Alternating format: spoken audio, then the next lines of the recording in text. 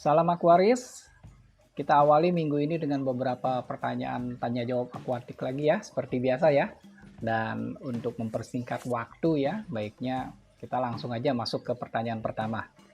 Pertanyaan pertama datang dari Justinus Sada. Bahas juga dong media filter terbaik menurut Om, mekanis ataupun bio, baik lokal maupun luar, berdasarkan pengalamannya Om. Oke, Justinus. Media filter terbaik itu adalah media filter yang sesuai dengan kebutuhan kita. Sebetulnya gitu ya. Jadi intinya kita mesti mengerti dulu nih tentang hobi akuatik kita ini dengan benar ya. Kalau belum mengerti, maka pertanyaan terbesar yang selalu ada di kepala kita ya dalam menjalankan hobi akuatik ini, nomor satu adalah mengenai media filter terbaik gitu ya. Jadi banyak hal yang sering diperdebatkan gitu. Ya, jangankan berdebat dengan orang lain ya, mungkin berdebat dengan diri sendiri aja udah bakal tiap hari tuh, jadi mikir aja gitu ya. Itu kalau kita masih belum mengerti tentang hobi akuatik kita sesungguhnya gitu. Misal gini ya, memperdebatkan apa sih dengan diri kita sendiri. Kadang-kadang jadi kita malah nanya media filter yang bagus tuh apa sih gitu. Terus bakal nyambungnya jadinya ke jenis filternya yang bagus yang mana, ya kan? Terus makin ngawur tuh biasanya tuh dari situ. Mulai dicari-cari lagi. Pompa akuariumnya yang terbaik yang mana ya? Terus lampu akuariumnya yang bagus, pemberian oksigen yang paling bagus gitu, yang mana gitu? Yang buat memenuhi kebutuhan oksigen terlarut gitu. Jadi nggak bisa begitu. Sebenarnya semua tuh berpatokan dari kebutuhan kita sendiri. Kan kolam kita nggak sama dengan kolam orang lain. Akuariumnya kita juga nggak sama orang lain punya ya. Ukuran kolamnya, ukuran akuariumnya, jenis ikannya gitu. Apalagi yang banyak ya bedanya ya. Besarnya ruangan filter yang dimiliki ya. Jenisnya air laut atau air tawar gitu. Fish only ya, fish only atau cuma ikan aja gitu ya. Atau dengan aquascape misalnya, atau gabungan ikan dengan tanaman ya, planted tank gitu dengan beberapa tumbuhan tapi nggak serimbun aquascape misalnya gitu. Apalagi banyak sekali sebenarnya ya jenis perbedaan itu. Jadi nggak bisa kita membuat itu jadi sama rata. Bagusnya pakai ini nih gitu, dijamin oke semua gitu. Nggak bisa begitu ya. Sifat orang juga berbeda. Ada yang rajin, ada yang males ya. Paling gampang kalau kita pakai contoh aja ya. Jadi misalnya gini, anggap ada 3 orang lah ya. 3 orang nih berteman sama-sama pergi ke toko ikan gitu, baru mau mulai menjalani hobi ikan hias mereka misalnya ya. Yang gampang tuh ikan koki lah, semua toko ikan biasanya punya ikan koki. Jadi mereka sama-sama demen ikan koki. Jadi mereka habis lihat-lihat ikan koki yang ada di situ, memutuskan buat segera piara ikan koki hari itu juga gitu.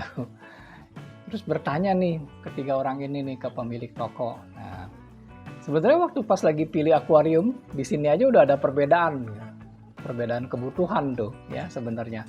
Nggak semua orang punya ukuran rumahnya sama ya. Mungkin akan pilih ukuran akuariumnya kan berbeda ya, disesuaikan dengan kondisi di rumah gitu. Tapi ya kita bikin sama lah. Kita bikin sama supaya gampang ya contohnya. Ketiganya pilih akuarium Niso misalnya ya, yang NBG 2070 deh ya, NBG 2070 kaca bending gitu, panjangnya kan 60 cm. Cukup lah ya kita anggap buat memulai hobi gitu ya. Filternya misalnya mereka pakai filter talang 60 cm juga. Power headnya kasih Risan yang LG 1800-an gitu ya. Jadi airnya nggak terlalu deras gitu buat akuarium seukuran gitu ya. Sekaligus turnover flow-nya udah cukup lah terpenuhi gitu. Nah, sama semua nih jadi beli peralatan akuariumnya ya. Nah, bahkan waktu tanya media filter misalnya dibikin sama juga lah, dikasih lah kristal bio misalnya sama si penjualnya. tinggal pilih ikannya gitu. Kan tadi ikannya ikan koki.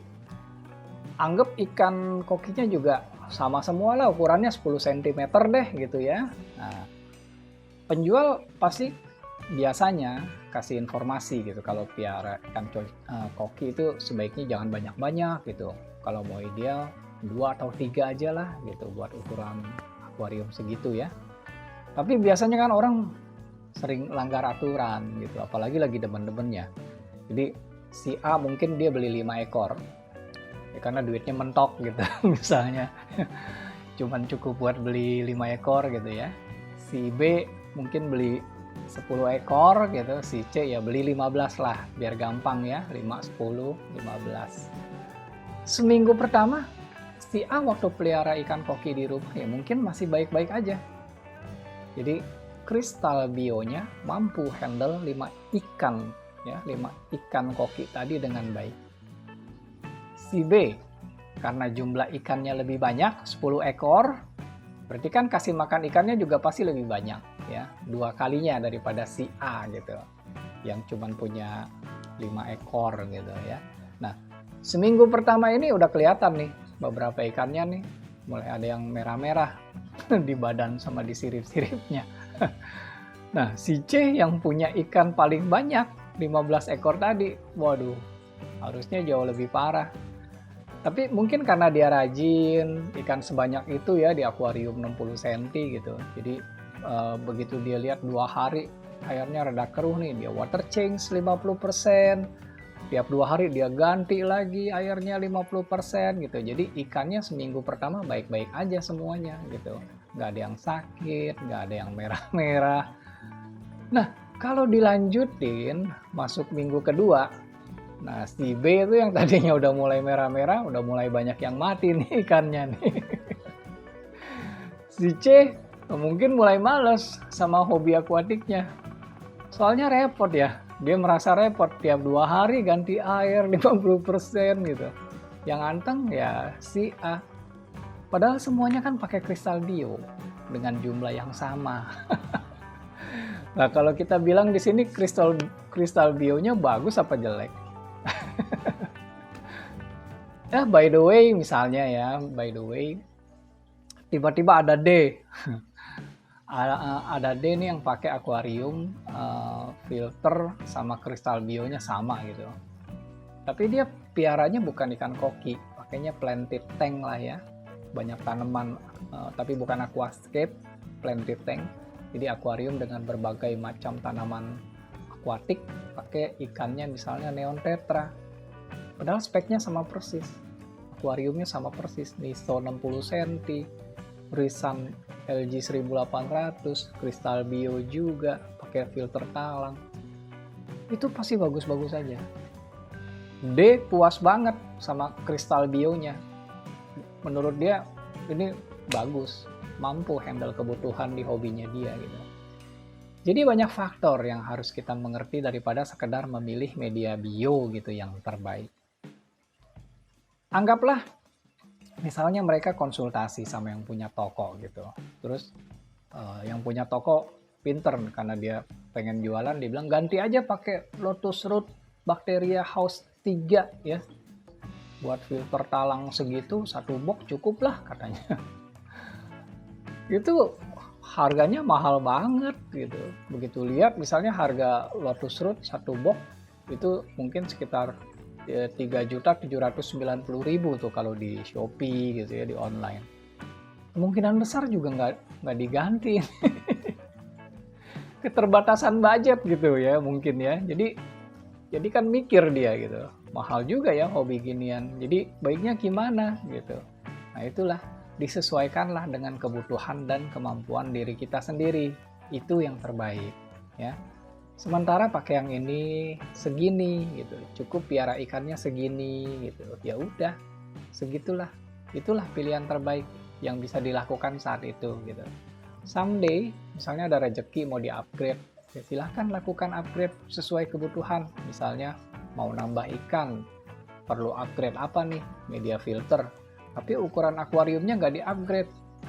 Nah, nggak akan ada jaminan hobi yang dijalanin ini bakal menyenangkan gitu. Walaupun udah keluar uang banyak ya, karena merasa udah memilih media filter yang terbaik.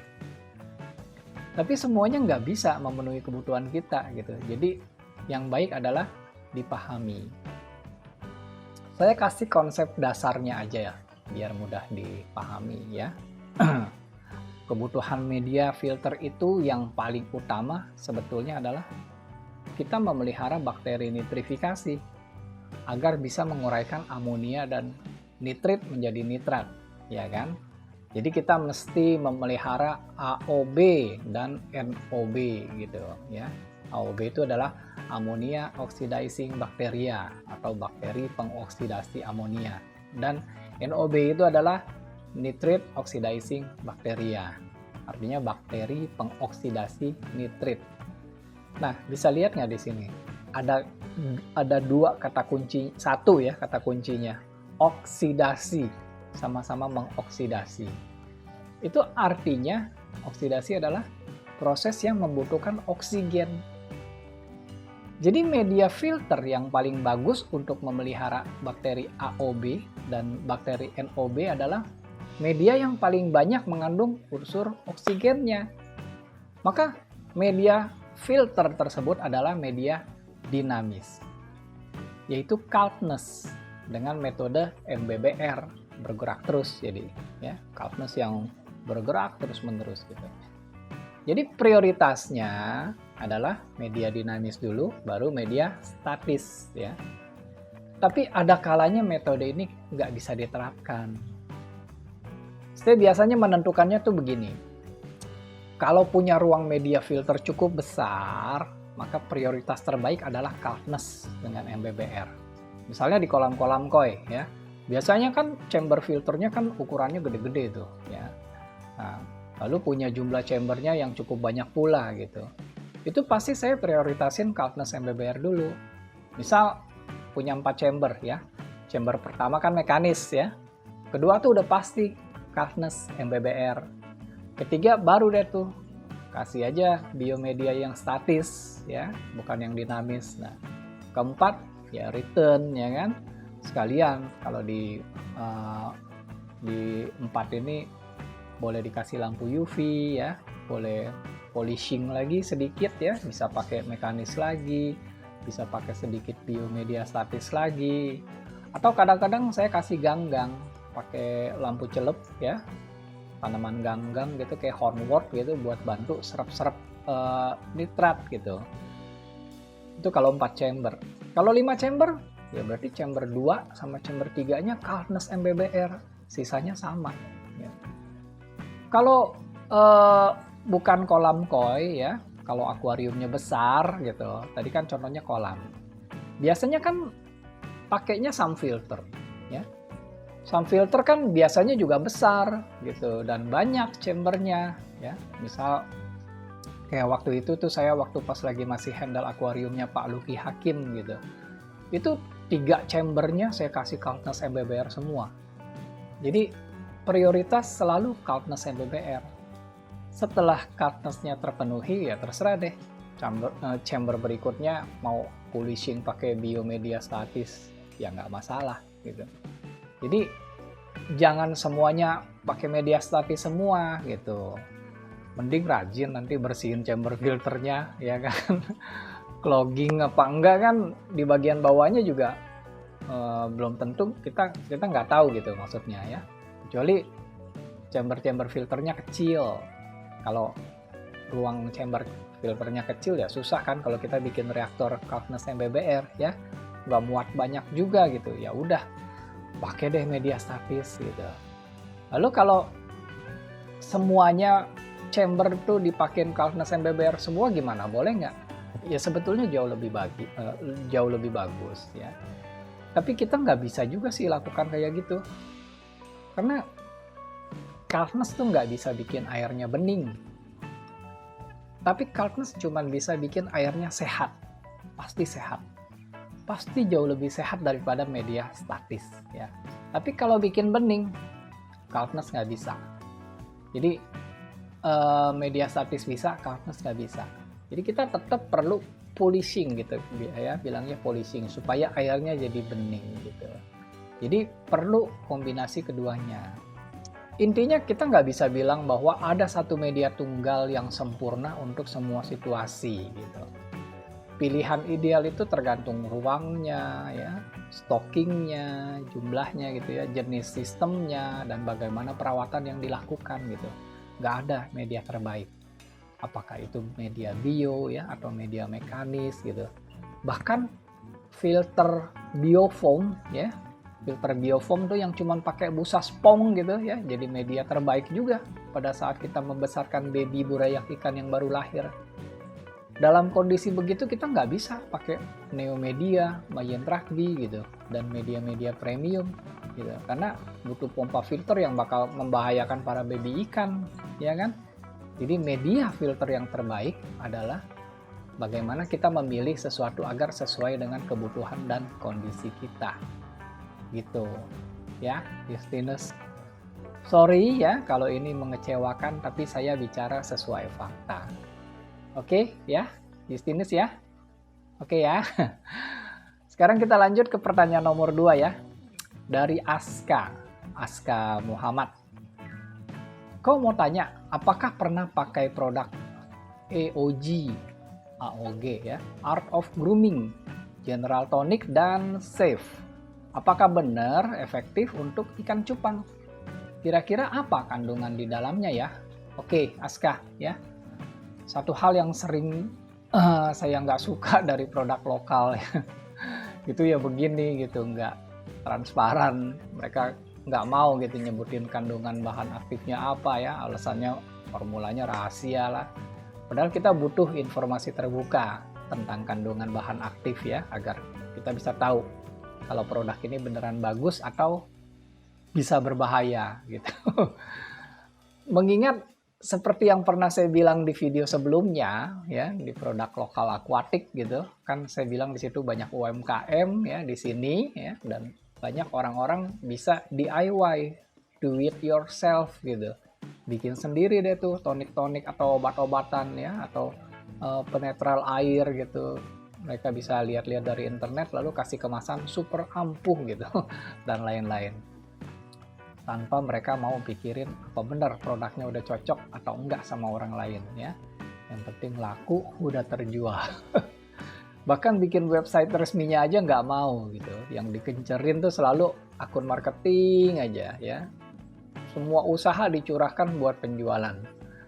Saya biasanya ogah pakai produk model begitu ya, karena nggak ada dokumentasi publik juga tentang bahan aktif ya atau formula gitu. Nggak bisa dipastikan produknya aman, efektif, atau kompatibel dengan produk lain.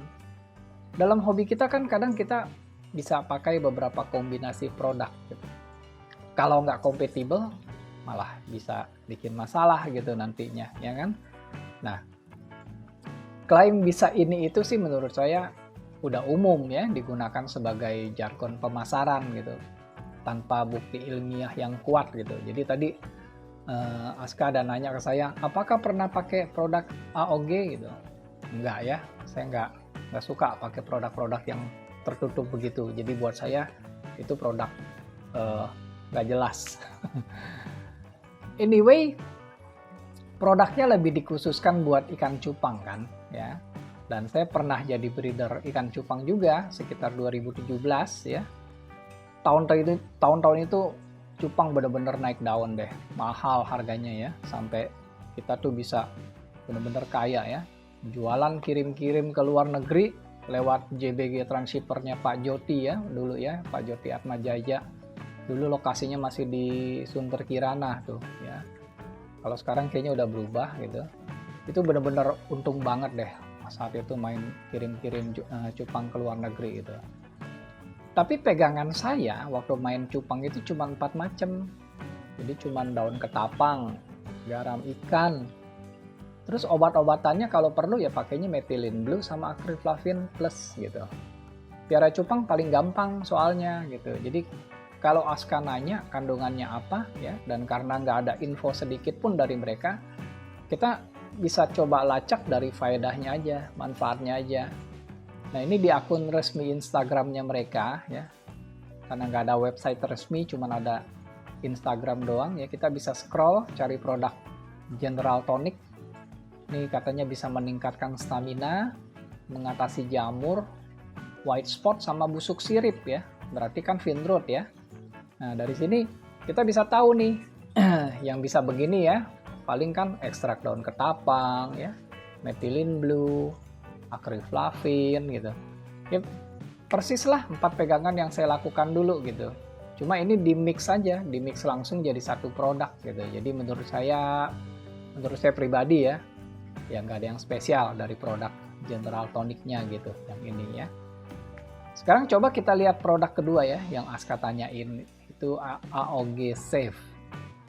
Ini kalau dari IG resminya katanya sih bisa satu, menjernihkan air dari amonia dan besi ya. Maksudnya menetralkan kali ya, bukan menjernihkan. Jadi maksudnya menetralkan amonia dan zat besi di dalam air. Jadi airnya aman ya. Kenapa nulisnya menjernihkan ya dari amonia dan besi. Kalau menetralkan amonia biasanya tuh sodium hidroksimethanesulfonat ya. Ini kayak bahan aktif yang dipakai Sichem Prime ya. Kalau buat netralin zat besinya bisa pakai citric acid ya, atau ethylene diamin tetra acetic acid, atau yang disingkat itu EDTA gitu ya. Terus klaim kedua katanya bisa membunuh bakteri dan jamur ya, kemungkinan besar pakai ekstrak ketapang lagi ya. Walaupun bisa aja ada bahan-bahan lain ya, tapi saya mikirnya ini kan nanti di mix gitu, dijadiin satu, jadi harus yang paling aman. Nah, kalau yang paling aman waktu di mix ya herbal, ekstrak ketapang gitu ya, itu udah bisa bunuh bakteri dan jamur dalam skala rendah ya. Terus klaim ketiga, menurunkan tingkat TDS. Ini kenapa sih nulisnya aneh-aneh begitu? Menurunkan tingkat TDS air ya, tulis aja menurunkan TDS ya, nggak usah pakai tingkat TDS, aneh-aneh nih. Oke, ini paling pakai EDTA citric acid tadi lagi ya, kan mengikat zat besi dia sama amonianya ya, dinetralisir gitu kan, otomatis TDS-nya turun gitu. Terus klaim yang keempat, anti stres. Jadi tadi ya, ekstrak daun ketapang lagi gitu. Ini kan bikin ikan cupang kita nyaman gitu, nyaman banget, jadi otomatis nggak bakalan stres. Jadi menurut saya produk ini agak mendingan ya, karena masih ada mirip-mirip Sichem Prime-nya gitu, cuma versi herbal gitu. Jadi bolehlah ya. Tinggal bandingin aja harganya sama Sichem Prime. Kalau saya sih gitu Aska ya, cobain yang safe-nya aja. Soalnya kalau yang tonic tadi biasa aja sih menurut saya ya. Punya acriflavin, methylene blue, garam ikan, sama daun ketapang juga udah cukup sih. Kalau cuma buat ikan cupang aja ya. Dan saya orangnya rada ogah gitu kalau beli produk tapi nggak boleh tahu isinya apa. Ya, pokoknya bagus. Ya bisa aja, memang semua kan lagi baik-baik aja gitu kan. Nggak pakai produk itu juga kalau lagi baik-baik aja semuanya nggak masalah. Mungkin juga someday ada apa-apa terus pakai produk itu nggak beres juga kan. Ya, kita nggak ngerti dalamnya apa gitu. Apa beneran isinya bagus apa enggak gitu. Ya cuma karena udah keluar duit aja jadi ya mau nggak mau dipakai terus. Nanti jadinya gimana? Beres atau tetap masalah ya belakangan. Nggak bisa deh saya kalau kayak gitu ya. Oke ya, Aska ya. Oke, saya lanjut lagi ya. Kita ke Fah Java. Om, asam humat yang warna hitam di pertanian bisa nggak diaplikasikan ke aquascape untuk menurunkan pH? Waduh, jangan. Waduh, jangan. Ntar airnya jadi hitam pekat itu, nggak kelihatan apa-apa ya. Asam humat pertanian tuh biasanya nggak murni gitu. Masih ada mengandung abu ya, logam berat kayak besi, mangan, tembaga gitu. Ada bahan-bahan mineral lainnya sih gitu. Jadi kalau dicampurin ke air nggak bisa larut sempurna dia. Malah bikin kayak suspensi hitam pekat tadi gitu. Jadi maksudnya gini, bukan asam humat pertanian yang ini ya sebenarnya ya. Jadi gini, Kalau asam humat yang ini kan selain dia hitam gelap gulita ya, nanti media bionya tuh juga bisa ketutup loh, ketutup sama pekatan hitam ini. Jadi bahaya gitu. Mati semua ntar bakterinya karena kesumbat kan filternya ya. Jadi kandungan asam humat yang ada di produk-produk akuatik itu yang saya maksud adalah misalnya kayak di tetratorumin misalnya ya, tetratorumin. Nah, ini ya. Dia bilang known as black water ya. Tapi black water di sini bukan artinya airnya warna hitam, enggak, tapi airnya akan jadi rada gelap aja. Kayak warna air teh gitu ya. Kayak pakai daun ketapang ya.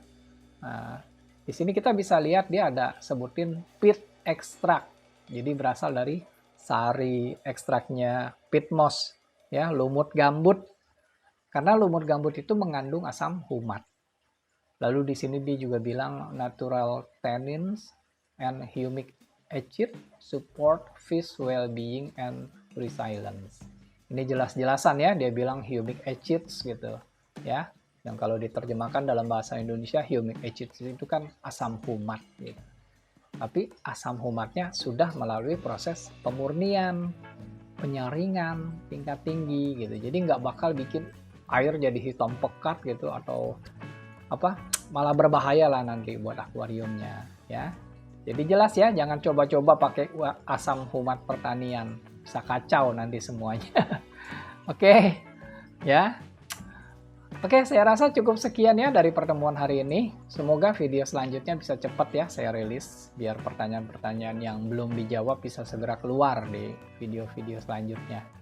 Oke, selamat beraktivitas di awal minggu ini. Semoga sukses untuk segala hal yang sedang dikerjakan ya. Sampai jumpa. Salam Aquaris.